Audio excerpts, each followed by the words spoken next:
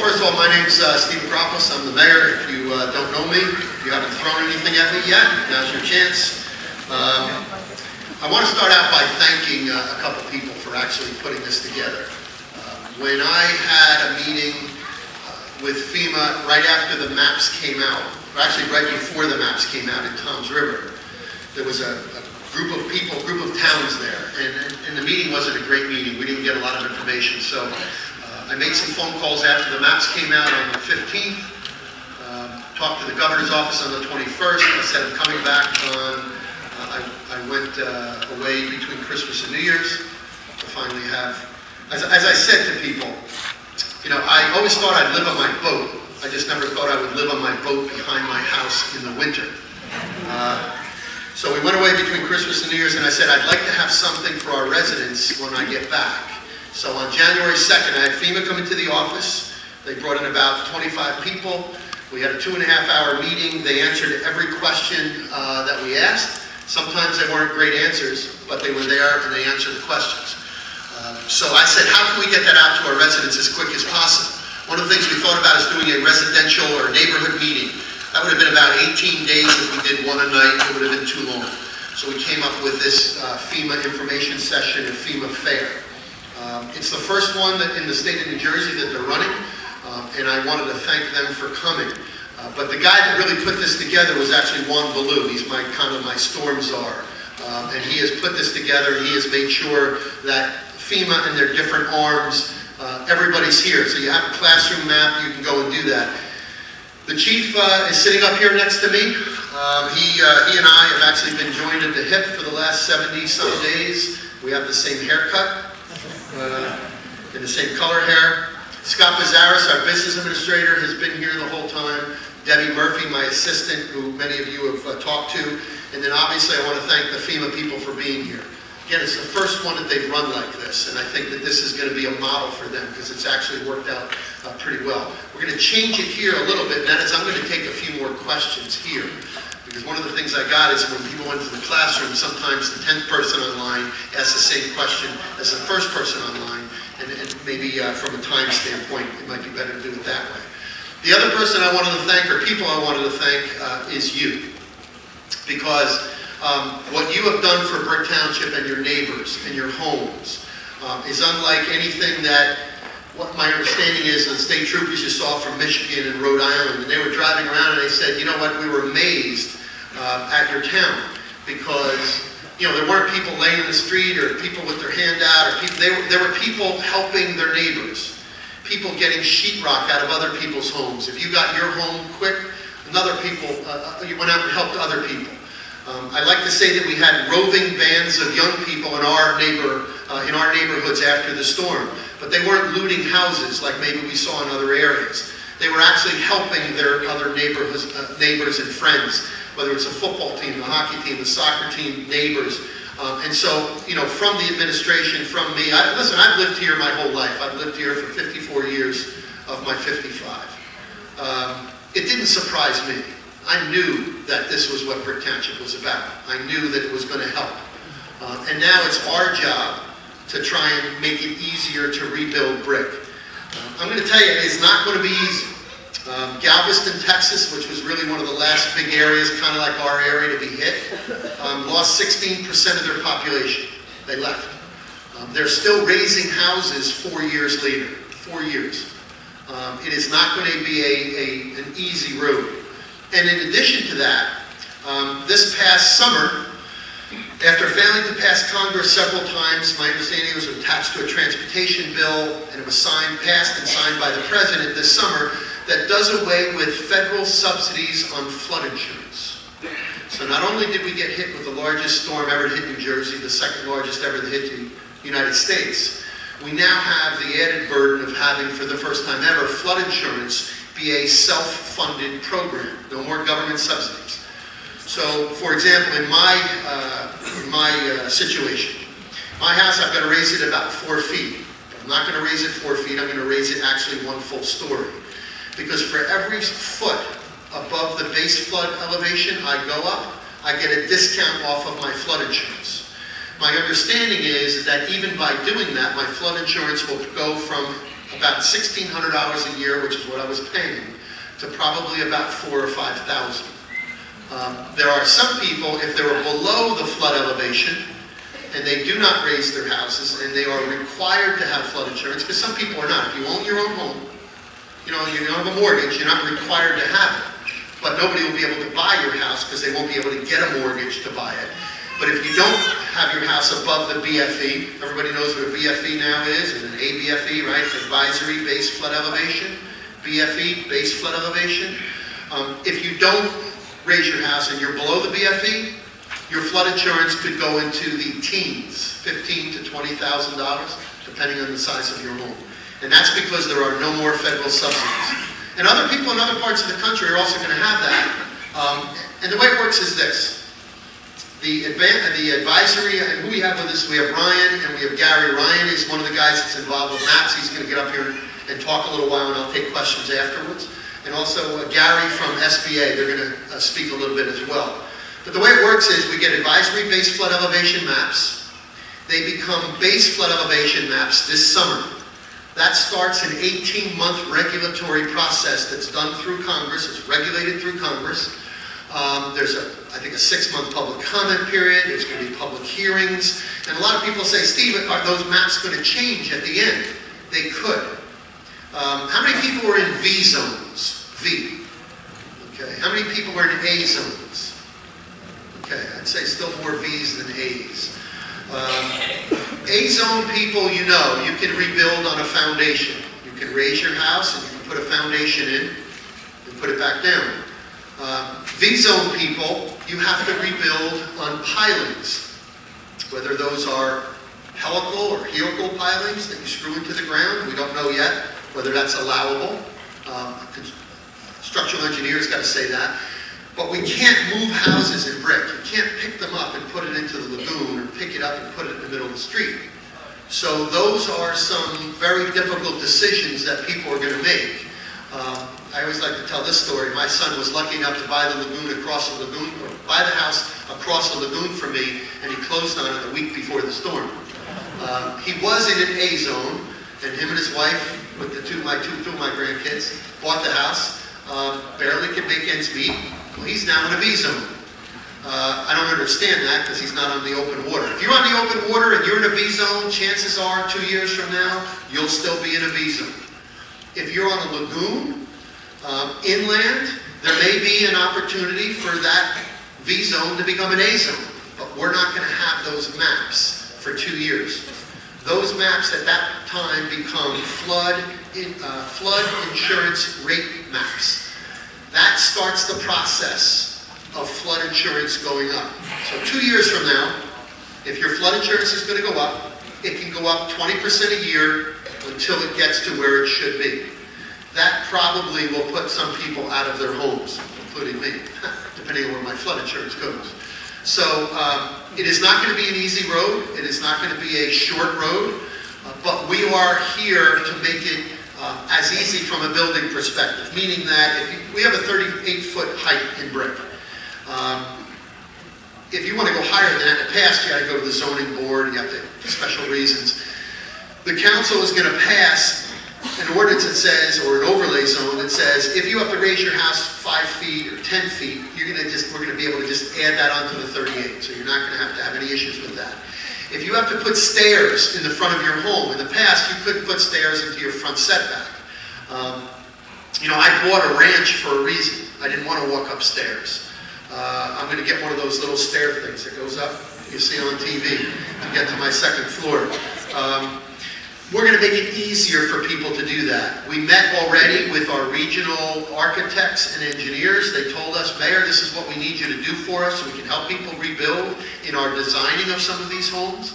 If anybody's been down to Hatteras or Corolla or Duck or any of those areas down in the Outer Banks, that is what Brick Township is going to look like in 5 or 10 years. It's difficult for me because, again, I've lived here my whole life with a lot of the beach bungalows, a lot of the smaller houses. It is going to be a changed landscape that we have. So Robin Hood is in town, meaning that the 12-12-12 people, the Bruce Springsteen, $100 million, whatever it is they say they have, We did issue a press release recently, and there are applications here for people that maybe are going to fall through the cracks. You didn't have flood insurance, you don't have enough. One of the issues that we're going to have, and I'll give Ryan an opportunity to talk before we take some questions, is if you have a 1,500, 1,400 square foot ranch and you get $80,000 from flood insurance or $100,000 due to the inside, and then you have the increased cost of compliance, meaning if your house is substantially damaged, you qualify for another $30,000.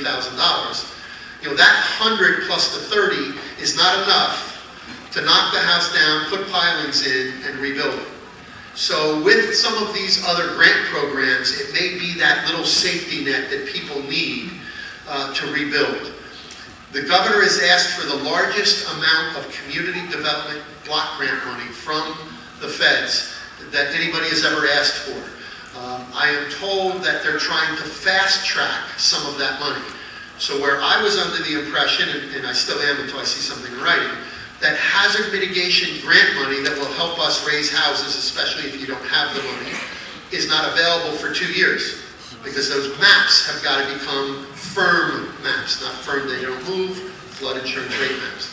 I'm understanding now that possibly some of that money will come sooner rather than later. That is going to be the question for my weekly conference call with the governor on Fridays that I've had since probably week 3 of this event. With that, I'm going to turn it over to Ryan, and then I'm going to take some questions, and then there are classrooms here with the people from FEMA. They are not the ones that wrote the law. I only had one lady yell at me today, and I just didn't answer a question, and that was afterwards. It wasn't in public. If I have a question that doesn't get answered, I'll be here all day. When I say all day, the last session, I think, is at 1 o'clock. 1? Do we know? 11? 11 o'clock. And then it goes from there. So, meaning that I'll be here till 12, 1, however long you want me to be here answering questions, and people will be here as well. So I wanted to thank FEMA. So when you go into those classrooms, if they give you maybe not the answer you wanted, don't yell at them, don't scream at them. They're not the ones that came up with this stuff. I know that the governor's office and the congressman have heard me enough about trying to advocate for the people here. So Ryan, come on up and you can talk a little bit about maps.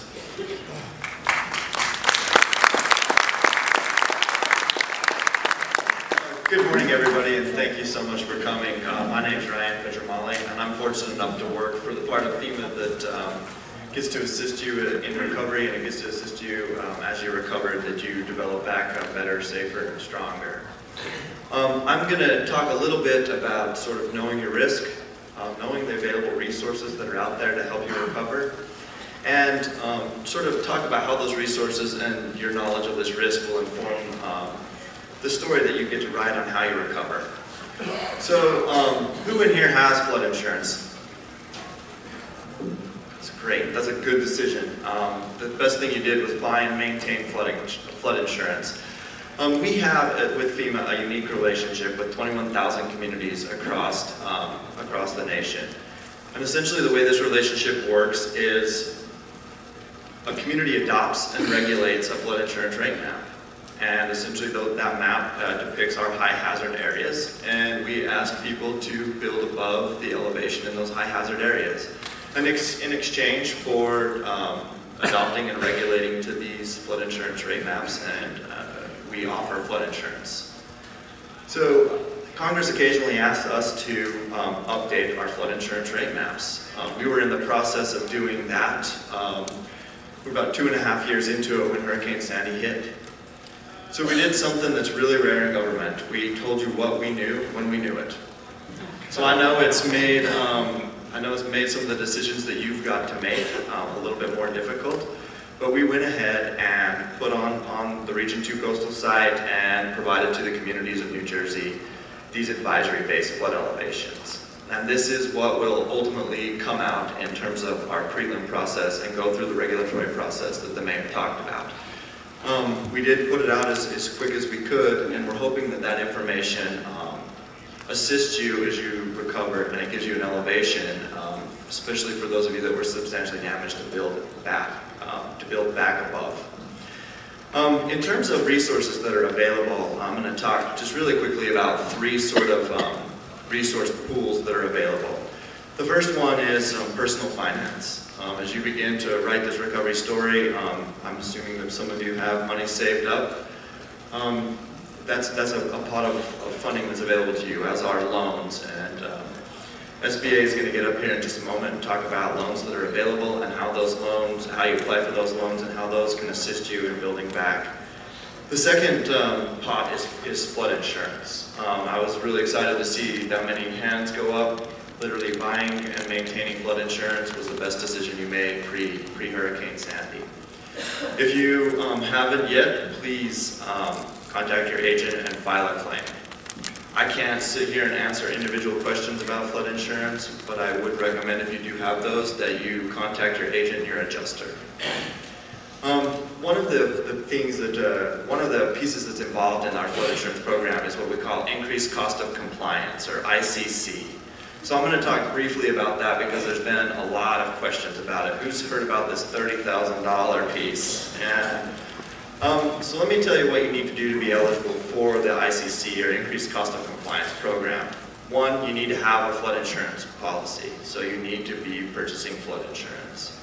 Two, you need to be substantially damaged, and that's a determination that's made by your community. And essentially that's the 50% damage, 50% or more damage to your structure, so it doesn't include land. And the third thing that you need to do is you need to actually come into compliance with a new standard that's more restrictive. So in a nutshell, if your community is adopting and regulating to an advisory or to an elevation of this, if you're already here, you're above that, and there's nothing for you to come into compliance for, and so very likely you won't be eligible for ICC. However, if you're here, there is money available to bring you back into compliance with the new ordinance, or into compliance with this regulation. And the third pot of funding that I'm going to talk about just briefly here is the Hazard Mitigation Grant Program, and that's grants. There's a lot of agencies and a lot of grants that are available out there. FEMA administers the Hazard Mitigation Grant Program, and this is a program where we provide money to the state of New Jersey to administer. And how that works is your community or township needs to apply on your behalf for this funding. That application then goes up to the county, and it then goes up to the state for an ultimate decision. And I'll tell you right now, the pot of money that's available is not nearly as large as the need. So we've got individuals that are essentially down both halls in classrooms that can answer a lot of the specific questions that you may have about how those resources and about these elevations and how they can inform what it is that you need to do. And I'll be here as well as the mayor after to answer questions as well, so thanks. The mayor mentioned that he and the chief both have the same haircut. All I can say is at least they have hair to cut. I'm Gary Colton with the Small Business Administration Office of Disaster Assistance. And the first question I'd like to ask, and I don't need a show of hands, is have you filled out an SBA disaster loan application? If you haven't, I'm going to tell you why you want to do it. Because what we offer for homeowners and for renters, for homeowners we offer up to $200,000 to repair the damage to your home. We also offer for homeowners and for renters up to $40,000 to replace damaged personal property. That's clothing, furniture, appliances, even a personal automobile if it wasn't covered by insurance. You get into the program basically by registering with FEMA, and most of you, when you registered, have received an SBA disaster home loan application at your home. It came in a brown envelope, and a lot of you looked at it and said SBA, and you said, I'm not a small business, and you went and threw it into the garbage because you had lots of other things on your plate. That's not a problem, because right up the street at the next light, I believe is where it's at, there is a disaster recovery center for the state and FEMA, and the SBA is also there, and you can go in and talk to our SBA workers, get another application, or if you have time, even fill one out online and submit it electronically that way. For businesses in the area, we offer up to $2 million. And I'm holding up these flyers because the SBA people walking around have these flyers, and they give you a quick overview of the program. Businesses are eligible for up to $2 million to repair their building, replace damaged equipment, and lost inventory. They're also eligible for what's called economic injury, which is basically a working capital loan to pay the bills. Mortgage or rent on the building, the fixed costs of debt that may have been incurred in the business, and salaries to keep the business open and running until things return to normal, which may be several months or a couple of years even. Also, if you own rental properties, if you own a home that you rent or several, they're eligible under the business loan program. Now, the reason that you want to apply for this program is because, one, it's very flexible. You don't have to take any money from the loan, even if you're approved for it. Not from it, but for it. But it's a great tool to have in your pocket for costs of rebuilding as you get down the road and actually get into the process of doing that. Second, it's a flexible program in that if you only need, say, $20,000 of what was a $100,000 loan, at the time that you say, I'm through rebuilding, we can top the loan off at that $20,000, re-amortize it, and either shorten the period of time it takes to pay it back or lower the payment, and maybe still shorten the period of time to make it more affordable for you. The other thing, and the big one that comes into play, and will especially affect most of you, is for the increased cost of compliance. As part of the SBA loan, we offer up to 20% of the estimate of damage. Now what happens is after you've applied for a home loan and we've received that application, we will send someone out to actually do, if you will, a construction cost estimate to rebuild your home. And that determines the eligibility, the amount that you'd be eligible for in an SBA loan. So let's say that that amount was $100,000. For increased cost of compliance, or what we call mitigation, you would be eligible for an additional $20,000, 20% of that amount, to help with costs of elevating your house. It may not be enough to do all of it, but it's at least a start. The other thing is, if you have increased cost of compliance, you can come back to the SBA and say, okay, I'm going to have to, because of the style of my home, I'm going to have to actually tear the house down and rebuild it. You can ask us to go through and revisit that, and probably we can increase the amount of eligibility for the loan, and that will increase the amount of funds available to you through our loan program. So I really encourage everyone to go ahead and apply for the SBA loan while it's available. Right now the deadline date, and I've had several people asking me this after the meeting, right now the deadline date is the 30th of January. So if you haven't filled out an application, go ahead and get it done. You don't have to wait for insurance settlement.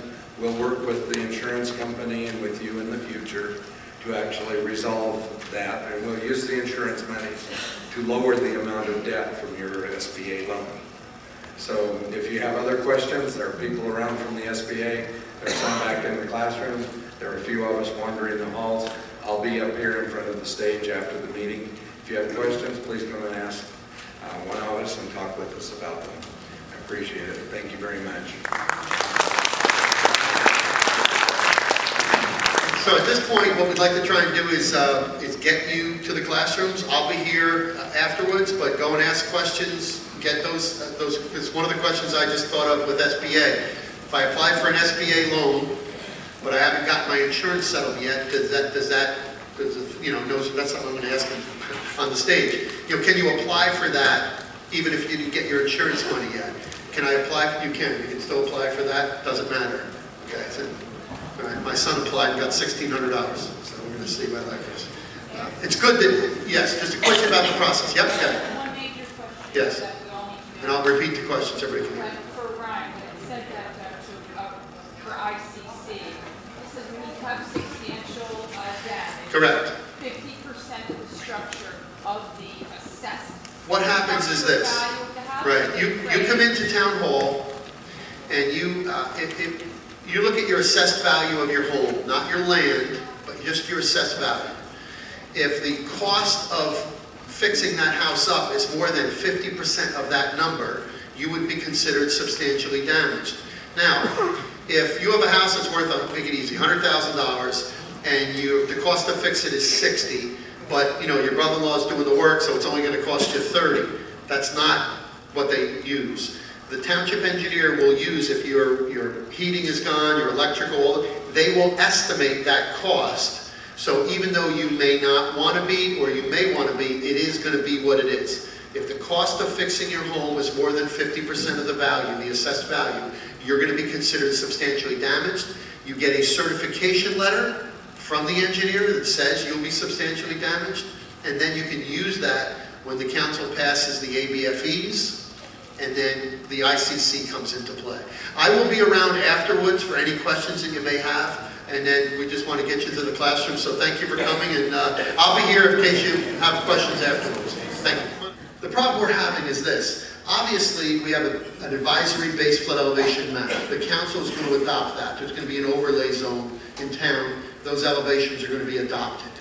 So you don't know how high to build your house. You really do if you look at the base flood advisory that you have. You add 2 feet of freeboard. That's where you're going to build your house.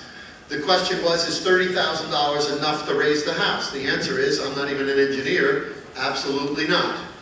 I doubt that $30,000 is going to be enough, especially if you're in a V zone. A zone people, I know somebody that got an estimate for $20,000. Somebody else told me here $22,000. That doesn't include utilities, sewer, electrical, all the other stuff that you have to do. We had I don't know whether I told you this. If I did, I apologize. A regional meeting with our architects and engineers. Basically, one of the guys said, if your house is not worth $150,000 to $200,000, just the house, not the lot, it's not going to be savable if you're in a V zone. How do you raise your house and move it onto a lagoon or move it into the street in order for you to bring in a big machine to put pilings in? We're looking at helicals or helical piles, the ones that you screw into the ground with a sonotube and cement. That may be a way to do that. The question is a good one. Houses that were added on here at the shore for many, many years. People came down in the 40s and the 30s and the 50s, and they built a square box. Then they added another square box, then they added another square box, then they put a garage on. The answer to that question is you've got to get a guy over to look at it. And some of those homes are not going to be able to be raised. As I said, the landscape in brick is going to be changed. I drove around with my wife in the neighborhood the other day, and I said, that house is going to go, that house is going to go, that house. You can't raise them. If you're on a slab, it really is not cost efficient or cost effective for you probably to raise that house. People say, well, you can do it. Sure. It costs you $60,000 to $70,000, $100,000 to raise a house that maybe is a 900 square foot ranch at $125 a square foot. It's going to be very difficult to do that. When I asked that question, I'll get you, Jim. When I asked that question to FEMA, their answer is, because they've done this before. This is our first rodeo, right? We haven't done this before. They've done this all over the country. Their answer was there are going to be some very difficult decisions for people to make. That's one of the issues. I'll give you one follow-up. Okay, so we thought about knocking the place down. However, the cost to rebuild it is going to be more, let's say that it's $200,000. What's your question? My question is, what do I do about the $350,000 I owe the bank for the house I'm tearing down? How do I get $200,000? Well, that's a good question, and that is one of the questions I asked the SBA. And which they said, well, we don't need to clap about that because we don't want to clap about people having really horrible things to go through. Not for nothing, but this is not a positive thing for any of us that are contemplating knocking their homes down or not being able to afford to live here. I asked that question to SBA. One of the things they said was, they'll actually loan money more than the market value of your house. Personally, I hope I can do it without a loan. Why do I want to own a house that is upside down more than maybe it already is already? It's one of the reasons why I think people in Galveston walked away from their town to the tune of 16% of the population. I'm not saying, yeah, exactly. And you know what? Unfortunately, that is going to be the case for some people that don't have the money. I can tell you houses already where people have said, not for us, because we live here, has a house in North Jersey, it's got heat, it's got warm, it's got cooking stuff, he's in good shape. He's got a house that he bought for, you know, $800,000, put $200,000 down, owes $600, he walked away. And that's what's going to happen. And you know what? When I asked that question weeks ago to FEMA, because they're experienced at this, I said, well, I'm going to tell people, take the money and walk away. And they said, well, that's okay, because there's always going to be somebody with a deeper pocket to come and buy your house. I don't want this to be an elite, you know, for you to live on the water, you have to have, you know, $1 million in the bank. Most people are blue-collar, paycheck-to-paycheck people that don't have money in the bank. I got a daughter getting married in April. I got no money. It's gone. So, you know what we're going to try and do is ask for the largest amount of money from hazard mitigation money to try and find ways that we can help you with, helical piles. If you can do it, you might be able to raise it. In your case, absolutely. If you have a house that was worth and you owe $400,000, $300,000 on it, and you're going to take out a loan for $200,000 to raise it, and it's worth now $300,000, I mean, I think somebody's got to do some math. But I'm in that business, I can tell you what I would do.